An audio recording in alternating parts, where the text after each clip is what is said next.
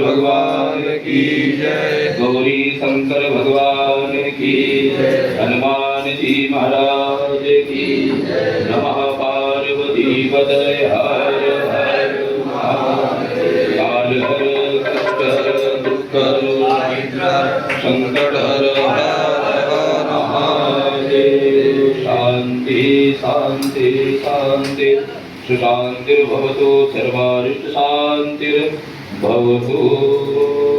बहुत बहुत धन्यवाद।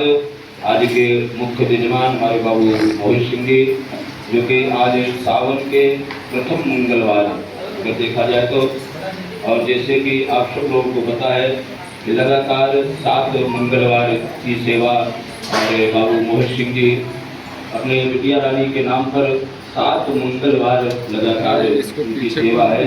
बहुत बहुत धन्यवाद है बाबू मोहित सिंह जी का, आए हुए दिनों का। तो आइए 2 मिनट चलते हैं पुनः आदरणीय श्री दिनेश प्रताप मिश्रा जी के पास।